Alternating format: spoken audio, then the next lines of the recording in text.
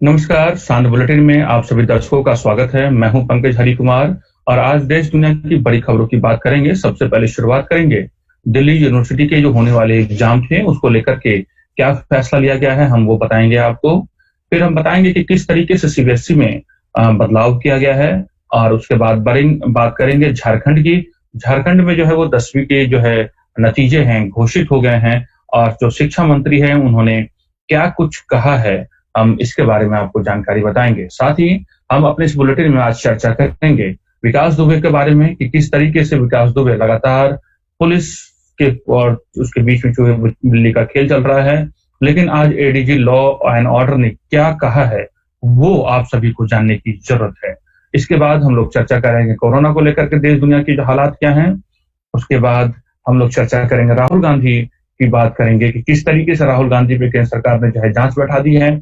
और आज जो सबसे ज्यादा आपको जानने के लिए जरूरी है कि कोरोना संकट के समय में एसबीआई ने क्या फैसला लिया है, एसबीआई ने जो कटौती की है उसका सीधा लाभ आपको क्या होने वाला है, हम इस बुलेटिन में समेटने की कोशिश करेंगे। तो सबसे पहले शुरुआत करते हैं दिल्ली यूनिवर्सिटी से। हम अपने इस खबर की शुरुआत करते हैं।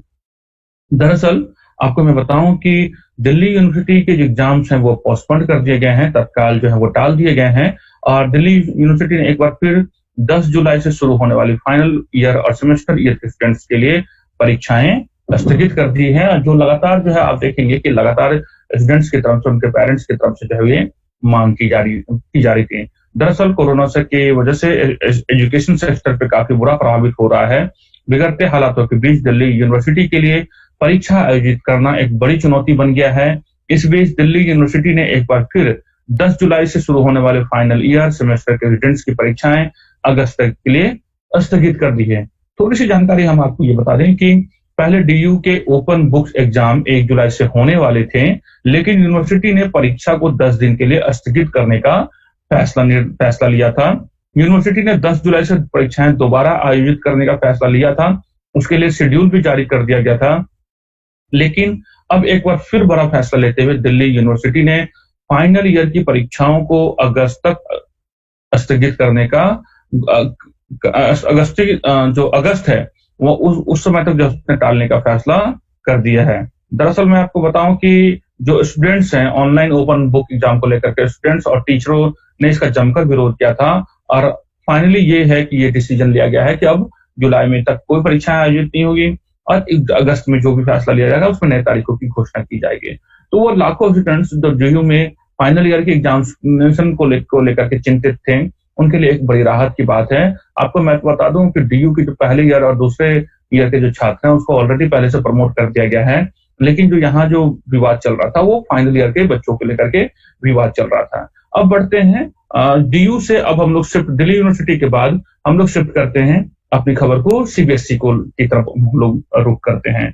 सीबीएसई ने क्या किया है कि हमने आपको बताया था अपने बुलेटिन में कि सीबीएसई ने कोरोना संकट को देखते हुए और समय की जो कमी है उसको देखते हुए छात्रों को राहत देते हुए 30% अपने सिलेबस में उन्होंने कटौती की है।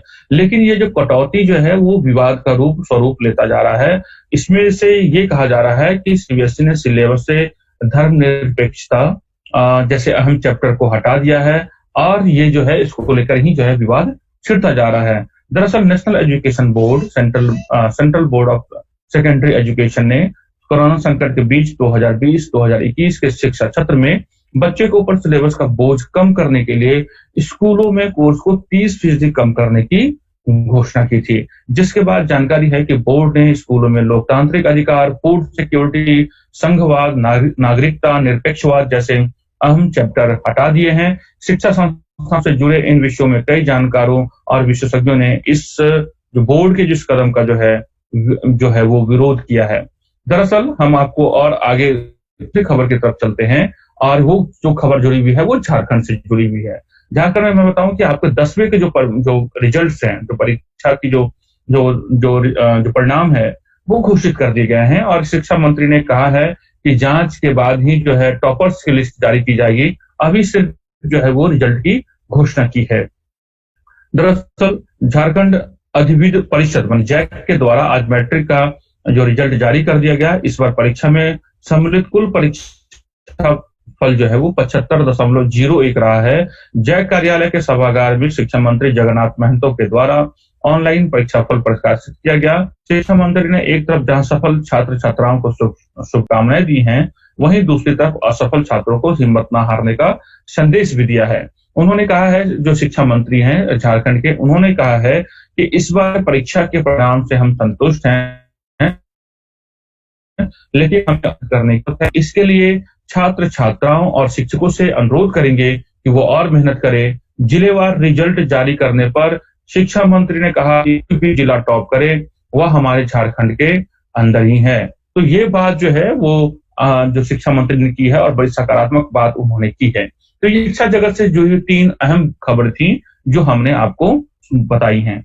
अब चलते हैं और थोड़ा सा रुक करते हैं, शिक्षा के बाद चलते हैं अपराध की बात करते हैं, थोड़ी सी राजनीति की बात करते हैं। और ये जो मसला है ये उत्तर प्रदेश से जुड़ा हुआ है, वो कानपुर से जुड़ा हुआ है और कानपुर के जो है वो बिकरू गांव से जुड़ा हुआ है और चौबेपुर थाना से जुड़ा हुआ मसला है।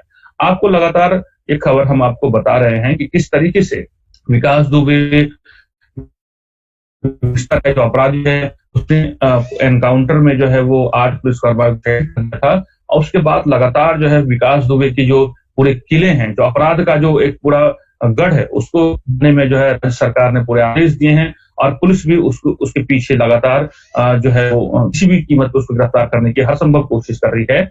लेकिन विकास दुबे फरीदाबाद में देखा गया है। ऐसे कहा जा रहा है कि 2-3 दिन तक विकास दुबे फरीदाबाद में रुका था, अपने परिचित के यहाँ रुका था और होटलों में भी ऐसी जानकारी आ रही कि वहां भी वो रुकने के लिए गया था, लेकिन पुलिस के अभी गिरफ्त से वो बाहर है। दरअसल विकास दुबे पर 5 लाख रुपए का इनाम की घोषणा की गई है। विकास दुबे की सरेंडर की खबर ग्रेटर नोएडा में अलर्ट है।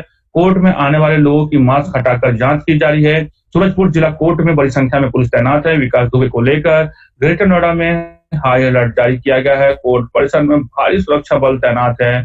कोर्ट के सभी गेट पर सघन चेकिंग की जा रही है। विकास दुबे के दिल्ली एनसीआर में होने की खबर से जिला गौतम बुद्ध नगर पुलिस भी अलर्ट पर है। आपको एक बार और बता दें कि विकरू गांव के जो कुएं हैं उसको खाली कराया जा रहा है और हथियारों की तलाश के लिए कुएं को खाली कराया जा रहा है और कुएं में हथियार फेंके जाने की खबर है। इसमें ऐसी खबर आ रही है कि जैसा कि हम आपको बता चुके हैं कि फरीदाबाद के ओयो होटल जो है उसमें जो है इंदिरा न्यू कॉलोनी में अपने रिश्तेदार के यहाँ 2 दिन रुकने की खबर की भी बात समझ में आ रही है। और विकास दुबे के जो अपराधी हैं, जो उनके साथी हैं, अंकुर दुबे को जो है वो पुलिस ने जो है कब्जे में ले लिया है।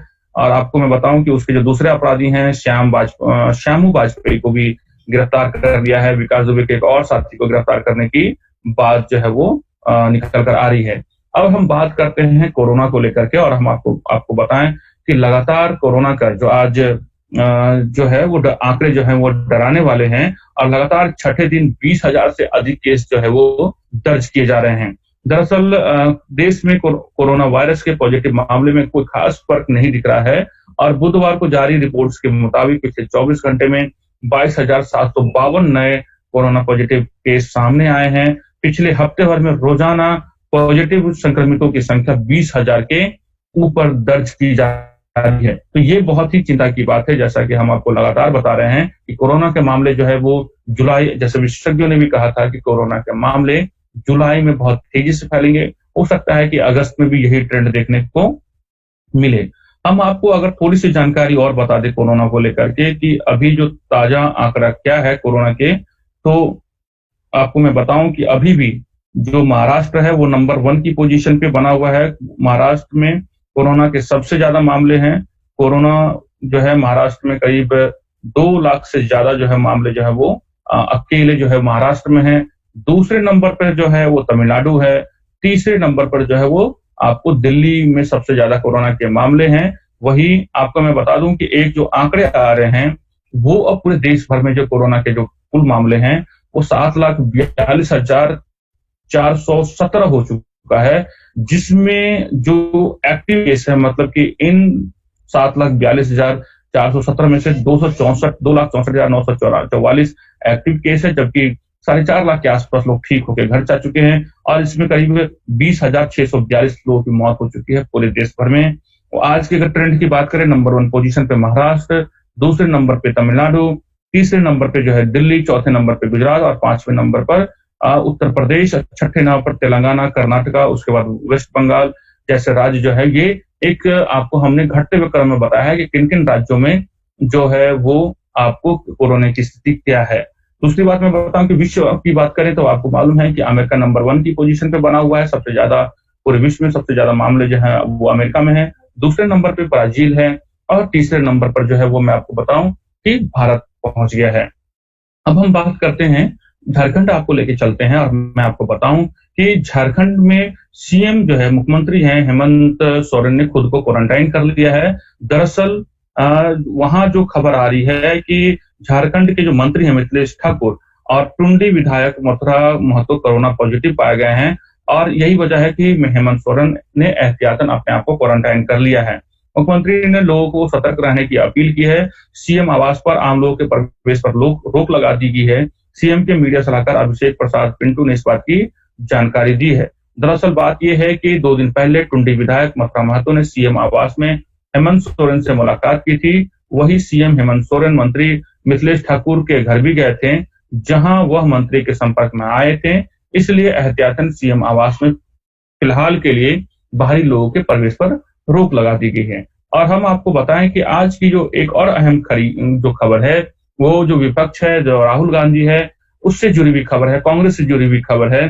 दरअसल केंद्र सरकार ने क्या किया है कि गांधी सरकार से जुड़ी हुई 3 ट्रस्टों के खिलाफ जो है वो जांच के लिए अंतर मंत्रालयी समिति का गठित किया है। दरअसल मैं आपको बताऊं कि गृह मंत्रालय ने एक ट्वीट में कहा है कि जांच का फोकस गांधी परिवार द्वारा संचालित किए जाने वाले ट्रस्टों द्वारा prevention of money laundering act माने पीएमएलए, इनकम टैक्स एक्ट तथा फॉरेन कंट्रीब्यूशन रेगुलेशन के जैसे कानूनों के उल्लंघन पर होगा।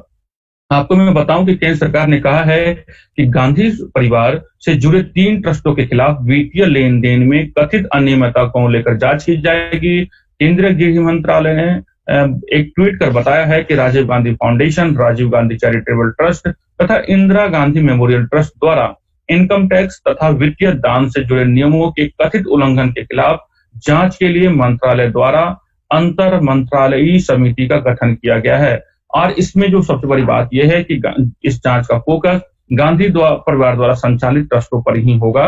और आपको मालूम है कि इस बीच में किस तरीके से जब चीन की बात हुई थी तो उसमें यह भी आरोप लगाया, अब बीजेपी की तरफ से आरोप ये लगाया गया था कि चीन से जो है पैसे जो है वो जो राजीव गांधी फाउंडेशन है उसमें लिए गए थे और उसको लेकर के दोनों तरफ से जमकर जो है वो राजनीति हुई थी। और सत्ता सिंह जो बीजेपी ने कांग्रेस पे खुल्लम खुल्ला धोखाधड़ी का आरोप लगाया था और उन्होंने कहा था कि उनके कार्यकाल के दौरान डॉक्टर मनमोहन सिंह ने प्रधानमंत्री राहत कोष से राजीव गांधी फाउंडेशन को रकम दान में दी थी। और इस बीच जो है जेपी नड्डा जो बीजेपी के अध्यक्ष हैं, उन्होंने ये कहा था कि संकट में फंसे लोगों की मदद के लिए बने पीएमएनआरएफ के संयुक्त प्रगतिशील गठबंधन यूपीए सरकार के कार्यकाल के दौरान भी राजीव गांधी फाउंडेशन को रकम दान दी जा रही थी। और उन्होंने ये कहा था कि पीएमएनआरएफ के बोर्ड में कौन कौन बैठा था, श्रीमती सोनिया गांधी, आरजेएफ का अध्यक्ष कौन है, श्रीमती सोनिया गांधी।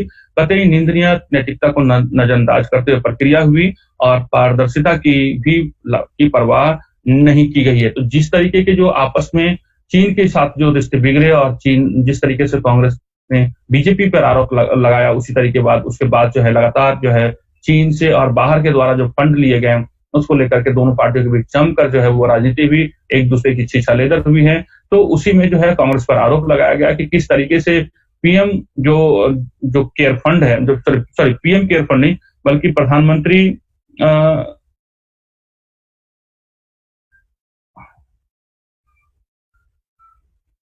पीएमएनआरएफ का जो फंड है वो किस तरीके से राजीव गांधी फाउंडेशन व निजी फाउंडेशन में वो पैसा जो है वो ट्रांसफर किया गया था। अब उसकी जांच की जाएगी, सरकार ने उसके लिए समिति का गठन कर दिया है। और आज की हमारी अंतिम खबर है और वो जो है वो आपके फायदे से जुड़ी हुई खबर है और ये खबर है एसबीआई से जुड़ी हुई। दरअसल आपके फायदे की खबर है, हम आपको जाते जाते इस बुलेटिन में फायदे की खबर बता दें कि एसबीआई ने दोबारा ब्याज दरें घटाई है और इससे आपकी किस्तों पे फर्क आने वाला है, जो कोरोना संकट में बहुत ही राहत देने वाली बात है। हम आपको बताएं कि पेट्रोल डीजल की कीमतों में भले ही लगातार बढ़ोतरी हो रही हो, लेकिन इस बीच एक फायदे की खबर भी आ रही है। देश के सबसे बड़े बैंक एसबीआई ब्याज दरों में कटौती करने का फैसला किया है, जिसका सीधा फायदा होम लोन और ऑटो लोन की ईएमआई पर पड़ेगा। अब आपको कम कीमतें चुकानी पड़ेगी। दरअसल स्टेट बैंक ने कहा कि उसने कम अवधि के कर्ज पर कोष की सीमांत लागत आधारित ब्याज पर में 0.0 पॉइंट से लेकर के 0.10% तक का कटौती की है। यह कटौती 10 जुलाई से लागू होगी। एसबीआई ने जारी वक्तव्य में कहा है कि एमसीएलआर में यह कटौती 3 माह तक के लिए दिए जाने वाले कर्ज पर लागू होगी। इसका मकसद कर्ज उठाव और मांग को बढ़ावा देना है। तो आज ये रही देश दुनिया की सबसे बड़ी खबरें जो टीम रौनाज और टीम द इंडिया प्लस ये की जो टीम है वो आप तक लेकर के आई थी। आज के बुलेटिन में, सांझ बुलेटिन में बस इतना ही। देश दुनिया की तमाम खबरों से हम आपको रूबरू कराते रहते हैं। हम आपको ये भी बताते हैं कि आप लगातार कोरोना संकट के समय में आप सेफ रहें, सुरक्षित रहें, आप अपना ख्याल रखें। द इंडिया प्लस न्यूज को सब्सक्राइब करना, उसको लाइक करना, शेयर करना ना भूलें। अब जो है इस बुलेटिन से इजाजत लेने का वक्त आ गया है। सुबह मॉर्निंग के बुलेटिन में हम फिर आपसे जुड़ेंगे। मुझे पंकज हरी कुमार को इजाजत दीजिए। नमस्कार।